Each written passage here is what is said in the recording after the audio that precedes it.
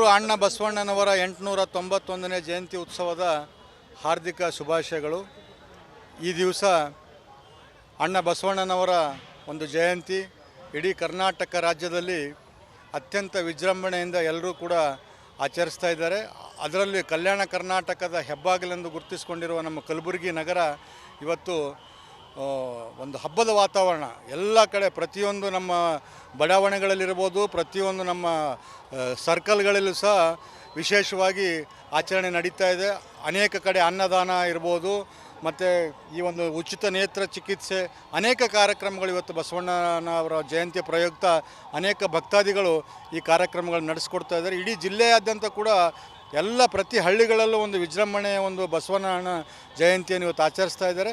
ಅವರೆಲ್ಲರಿಗೂ ಸಹ ನಾನು ಈ ಒಂದು ಸಂದರ್ಭದಲ್ಲಿ ಶುಭ ಕೋರುತ್ತೇನೆ. ಮತ್ತು ವಿಶೇಷವಾಗಿ ಈ ಒಂದು ಬಸವ ಜಯಂತಿ ಜಿಲ್ಲೆಯ ಉತ್ಸವ ಸಮಿತಿ ಅಧ್ಯಕ್ಷರಾಗಿ ಸಹೋದರ ವಿನೋದ್ ಪಾಟೀಲ್ ಸರಡಿಗೆ ಅವರು ಆಯ್ಕೆಯಾದಾಗಿನಿಂದ ಇಲ್ಲಿ ತನಕನೂ ಬಸವಣ್ಣನವರ ಒಂದು ಕಾರ್ಯಕ್ರಮವನ್ನು ಅತ್ಯಂತ ಚೆನ್ನಾಗಿ ಮೂಡಿಬರಬೇಕಂತ ಸಾಕಷ್ಟು ಶ್ರಮಪಟ್ಟು ಕಳೆದ 2 ದಿನದಿಂದ ಏನು ಕಾರ್ಯಕ್ರಮ ನಡೆಸ್ತಾ ಇದ್ದಾರೆ, ಒಳ್ಳೆಯ ಕಾರ್ಯಕ್ರಮಗಳಾಗಿದ್ದಾವೆ. ಇವತ್ತು ಬೆಳಿಗ್ಗೆ ಸಹ ಇನ್ನೂ ಬೆಳಿಗ್ಗೆಯಿಂದ ಈ ಬ್ಲಡ್ ಡೊನೇಷನ್ ಕ್ಯಾಂಪ್ ಇನ್ನೂ ನಡೀತಾ ಇದೆ. ಬೆಳಗ್ಗೆ ಸರ್ಕಾರಿ ಕಾರ್ಯಕ್ರಮ ಕೂಡ ಆಯಿತು.